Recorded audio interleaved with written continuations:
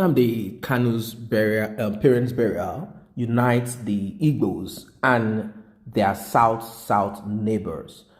The event that unfolded themselves at the burial of the parents of Nnamdi Kanu, the leader of IPOB, it's a Biafran secessionist group in Umuahia, yesterday, Afaruku, to be precise, depicted the strong cord of unity binding the Igbos and our South-South neighbors. Over time, there have been questions of unity, oneness, allegiance, and compliance, and coercion and betrayal. Why are South-South Nigerians holding back from fully supporting the actualization of the Biafran cause? Can Igbos exit Nigeria without the South-South? Why are the Igbos hell-bent on forcing the South-South into Biafra? These are many questions that beg for answers.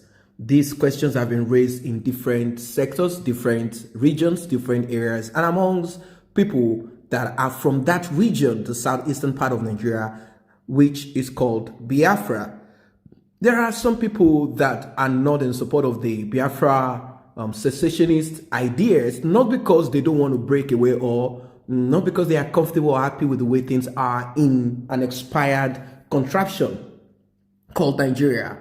But it's about what I've just said. It is about, there are a lot of issues of allegiance, oneness, and who is dominating the other person and stuff like that. In fact, many public thinkers and public affairs analysts have repeatedly prophesied that Biafra cannot be born without the involvement and full inclusion of the southern people. And now that's the south of Nigeria and basically the southeastern part of Nigeria. But then we are talking about the south. Biafra cannot be achieved without the whole of the south coming together to break the shackles. However, it is apparent that the Biafran dream would continue to be on papers if the Southerners do not endorse it fully. But what happened yesterday got most Nigerians talking about the possibility of a great nation. The burial, which took place at Afaruku, Ibeku, Umuahia, not local government area of Abia State, had in attendance prominent traditional rulers and chiefs from Ijo, Ikwere, Anang, Efik, Ogoni, Ibibio, Idoma, to as far as Igbanke in Edo State, to pay their last respect to Mazi Nnamdi Kanu's parents, whose tragic deaths are linked to the separatist activities of their son, Nnamdi Kanu. It's a very terrible thing, as they said that the quick demise of the parents of Nnamdi Kanu is as a result of the activities of the military personnel that were deployed. It was an operation called Operation Python. They were deployed to Afaruku, to the village, in fact, to the palace of Mazi Nnamdi Kanu's parents. And this resulted into a shock and a lot of issues, complex issues. Don't forget that these are people that actually partook. They actually experienced the civil war and they know what it is like. Civil war wasn't a joke. You need to see dead bodies on the floor, malnutritioned children, and a lot of issues. You cannot sleep and close your two eyes, as they say. You have to sleep with one eye open. At any time, you might lose your limb. At any time, anything can happen to you. You might just lose your life. A lot of things happen. Millions of people died during the Civil War. So these are people that experience this, and they know that Biafra has to come. But somehow, there is a way you get tired of a struggle or of a fight. Yes, they are behind their son, behind all Biafrans, behind all IPOB members, but somehow there will still be that little bit of tiredness because they've seen war. If you have not seen war, you might call it a child's play. They've seen what they call war. They've seen hunger. They've seen death. They've seen where a loved one dies just on your arms and you cannot help them. They saw all of this, and still somehow they are still forced to stay in the same contraption. It's a terrible thing anyway. So finally, they were laid to rest. They were laid to rest. And now, what does this tell you? Does it tell you that the Igbos and the South-South and their South-South neighbors who made up the old Eastern region in the 50s and early 60s are still one indivisible body?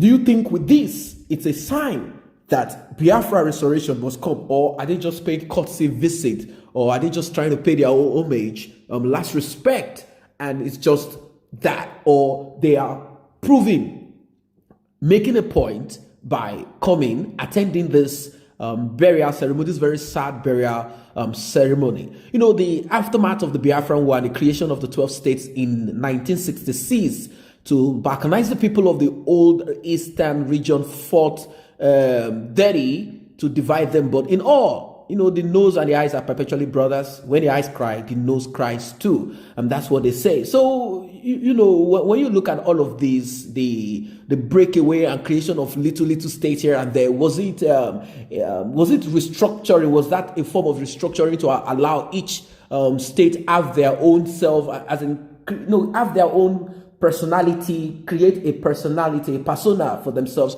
Or was this actually done to break, to divide the people and conquer them, so that the idea of Biafra, the idea of breakaway will never come? But then you see, old habits, they say, do die hard, as they are still bent on making sure that they achieve just one thing, Biafra. That is just what it is. Biafra would definitely have to come at the end of the day, because there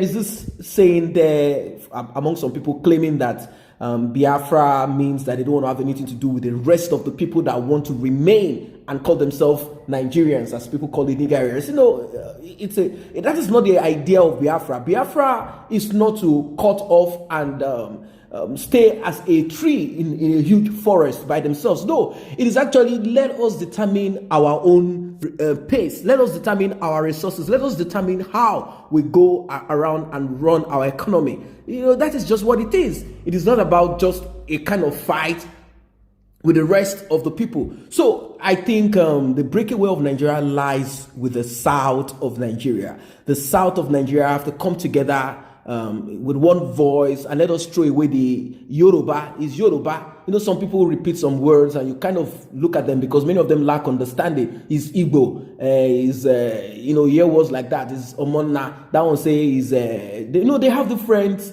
words and different names that they've, come up with to spite each other. And when you look at it, they are fooling themselves, because the state of the nation itself as it is now is both effort from some groups of people in the south and in the north. That is why Nigeria is like this. After all, when the British left, they could have decided on what they wanted to do. There are founding fathers and some groups of people that are dead now. Maybe, they could have decided on signing a kind of clause, bringing in a clause and say, look, if we don't want to stay any longer, according to the amalgamation, we can cut off. But then there is a story of, it is the Igbo man that said, no, let us remain this way. Don't let us break. Don't let us put the clause in there. And they claimed that the Hausa man and the Yoruba man said, let us put in a clause in case we don't want to stay together. Maybe they saw the future and they saw how things are. But unfortunately, that is what it is. And this brought about what we have today. But finally, what do you think is actually the problem in Nigeria? It is corruption, wickedness, corruption, oppression. That is the problem that we have in Nigeria. Just imagine if there wasn't that level of corruption, or if we never had any of such endemic activities that goes in and out. If an Igbo man has the opportunity, he will loot, he will steal. If you say no, check your state. If an Hausa man has the opportunity, he will impoverish his people, Amajiris will be on the street. If the Yoruba man has the opportunity, he will impoverish his people still. So that is basically the problem.